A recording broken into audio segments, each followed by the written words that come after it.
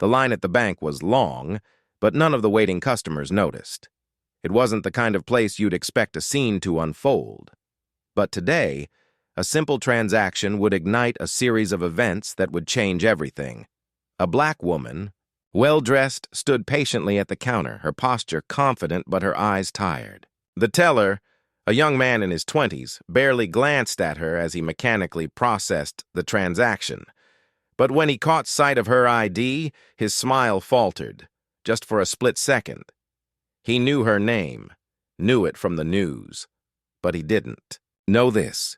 He had just mocked the woman who owned the bank. The bank was a typical middle-class establishment, nestled between a grocery store and a dry cleaner in a busy neighborhood. The fluorescent lights hummed softly above, and the faint smell of coffee from the nearby cafe wafted in through the door. People shuffled in and out, some with paperwork in hand, others casually chatting with the tellers. It was an ordinary day, or so it seemed.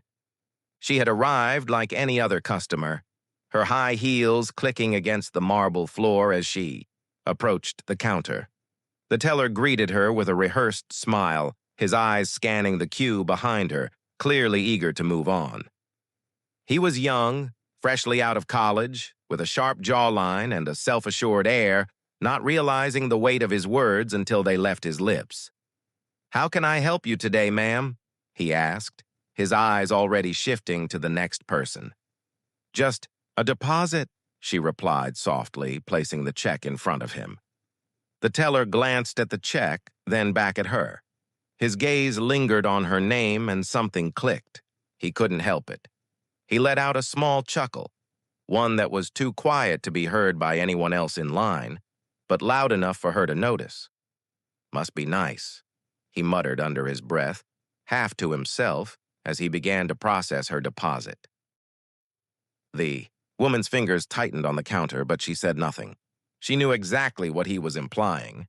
He thought she was just another rich customer, someone who didn't deserve to be in his line of sight.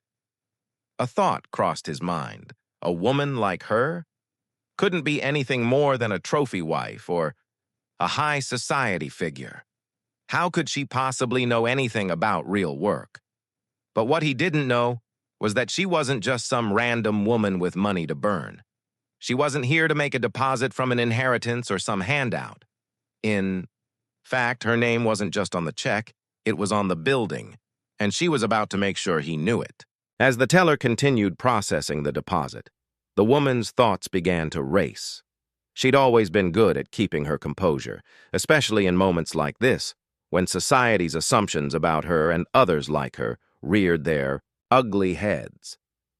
But today, there was something different in the air. It was like the weight of his dismissal hung in the space between them, thick and suffocating. He finished the transaction with a flourish, barely looking at her as he handed over the receipt. The smirk was gone, replaced by a slight awkwardness. She could feel his eyes darting to the line behind her, knowing that he had made his judgments, assuming he could just send her on her way like every other customer. She was just another number. In his mind, a nameless face passing through his day. But the woman wasn't just another customer. She had built everything from the ground up. Her company, a massive empire in the tech world, had started as a small startup in a basement, fueled by long hours, an unbreakable resolve, and a belief in equality and opportunity. Over the years, she had fought to lift herself out of the shadows of her past, to stand tall in a world that constantly tried to push her down. The company she owned, it wasn't just hers by chance. It was hers because of her blood, sweat, and relentless determination. And now, she was standing in the same bank, the very bank her company held a significant stake in. As she took the receipt from the teller, she paused for a moment, allowing the silence to stretch uncomfortably between them. Her hand lingered on the edge of the counter, her fingers brushing against the cool surface. "You know," she said, her voice calm but sharp with an edge that cut through the tension, "you might want to check your files. Your bank doesn't just have clients, it has owners. The teller looked at her, confused, his brow furrowing. Excuse me? She smiled, a slow, deliberate smile that didn't reach her eyes. Check the shareholder list, young man. You might find a few surprises. The words hit him like a cold slap. His face paled as his mind raced to connect the dots. Her name. It couldn't be. Could it? His hesitation was enough. She turned, her heels clicking against the floor as she walked toward the exit, leaving behind a man who now knew that his assumptions had been wrong, dead wrong. But it wasn't just about the teller anymore. It was about something larger, something much bigger than his casual, dismissive comment.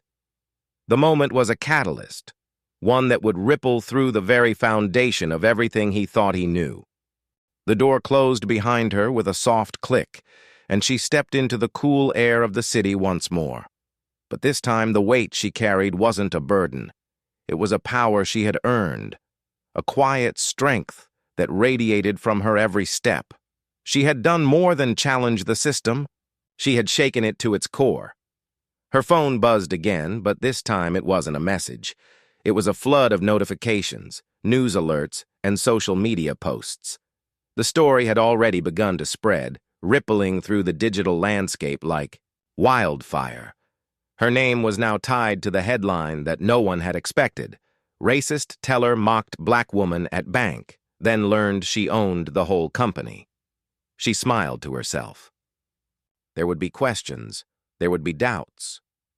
But she had one simple message for the world. Don't ever assume you know who I am or where I've come from. By the time she reached her car, the board members had likely already started scrambling, trying to make sense of what had just happened. But there was no turning back now.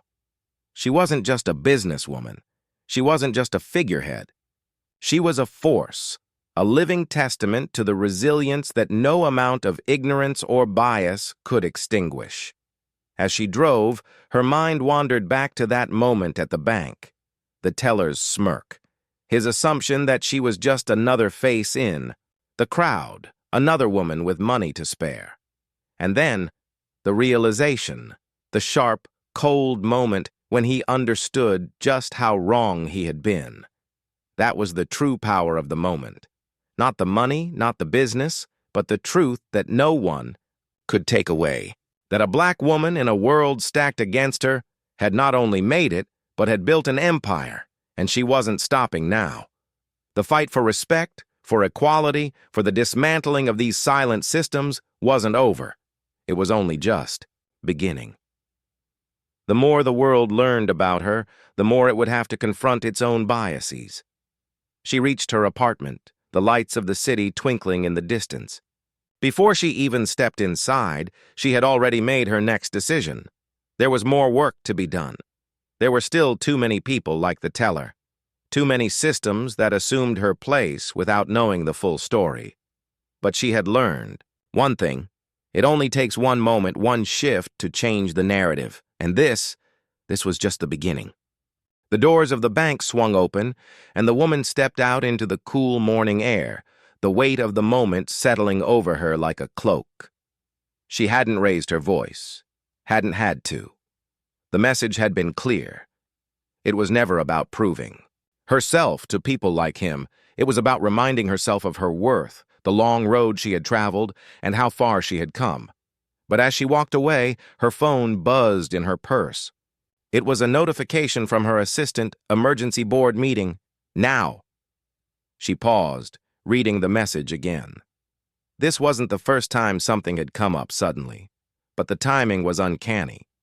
She quickly unlocked her phone, typing back her response, "I'll be there in 15 minutes."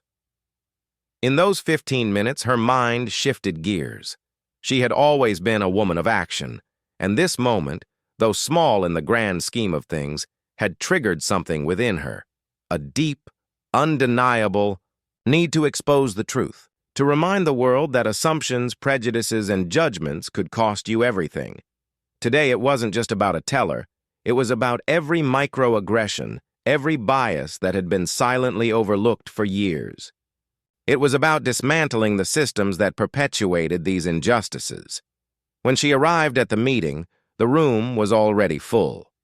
The board members, mostly older white men in crisp suits, sat around the large conference table, their faces grim. They all turned as she entered, the silence falling heavy. She took her seat at the head of the table, her eyes scanning the room.